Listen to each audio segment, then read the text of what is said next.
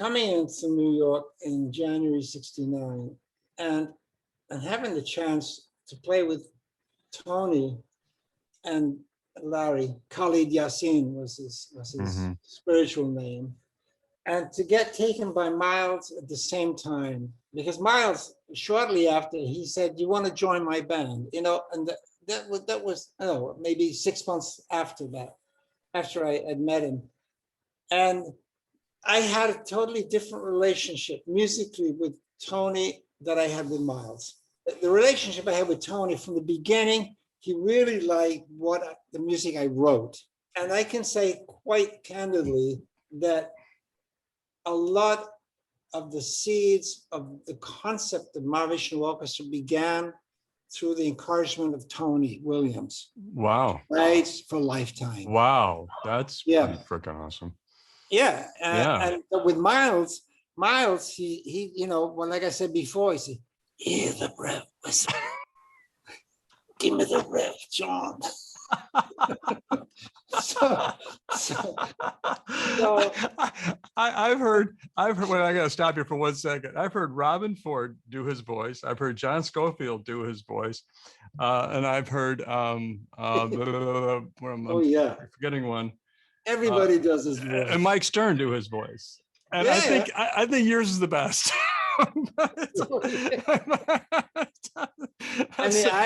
I did hang out with him a lot. Apparently. In '69. Really a lot. He was wonderful.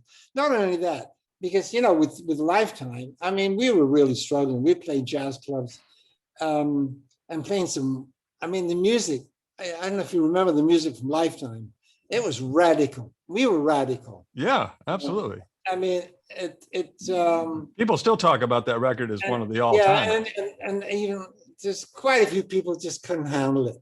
Or Right. They didn't want to handle it. Maybe they just, it was a question of that. But the opportunity of 1969 and 1970, because it was by the end of 1970, in fact, that I was in somewhere. It was in outside of Boston. Lenny's on the Turnpike with Miles after the concert, and where there were just the two of us sitting in the band room after the show, and I played like a dog. I was just so upset. And I was apologizing. And I said, "Yeah, I know." But he heard everything. Anyway. Not that's okay. You'll do better next time. Then and then we sat in silence for 2 minutes. Then he said, "You gotta form your own band, John." And that was a bolt out of the blue, because to hear that from the great Miles Davis, I had to do it. Yeah. If he would say it, because he was the most honest man I had ever met, even before and to this day. You always knew where you were, and he was sometimes brutally honest, but honest, and that's the best thing. You always know where you were. You know, if you played good, you take. And if you didn't, get your shit together.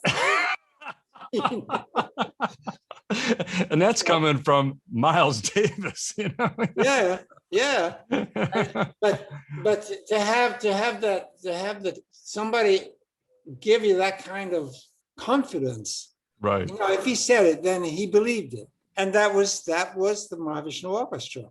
So I came out of the 2 years with him and Tony, Lifetime and Miles Davis, and those different records, because Silent Way was one thing, Bitches Brew was a whole other thing, and I haven't been on all the records because he had other guitar players. Especially with Improvisational, then I was gone when he had, I think Scola came in, and then Mike Stern, and then Robert Ford. I think chronologically that was where it came. But he would come and see us play wherever. And in fact, one time we were playing it was so sweet. What a sweet guy. Gee. We were in Copenhagen, and he was recording Aura with Pally Mickelborg. Do you know that album? I do not. It's called Aura. Anyway, and he found me, and I recorded with him that afternoon on one of the tracks he did with Polly. And we had the gig that night, and he came to the gig, but he didn't sit in the audience. He sat behind a curtain. It was a theater, right? So we played the gig, you know, and the musicians like, oh man, why does he have to come? You know, no pressure at all. You know, Miles Yeah, right. Davis is sitting, you know, stage right, and you go, oh my He's sitting on God. the chair at the side of the stage behind the curtain, and finally we, you know, we play now, you know, with encore, and and finally we, you know, we run out of tunes, so the last bow, and he comes on stage and bows with us. He just came on stage to bow with us. I mean, what a gracious man. Unbelievable. I mean, and no, he was so gracious to me. I mean, and in fact, coming back to the Johnny Carson. Now, was thing, that in Copenhagen? Is that where that happened? Where he that was came in on stage? Copenhagen. Now, did the audience know that it was him? Of course. Okay, well, I figured they did. I just want to make sure that I mean, they freaked out. Yeah. They all freaked out. I would. You know, It's like, what?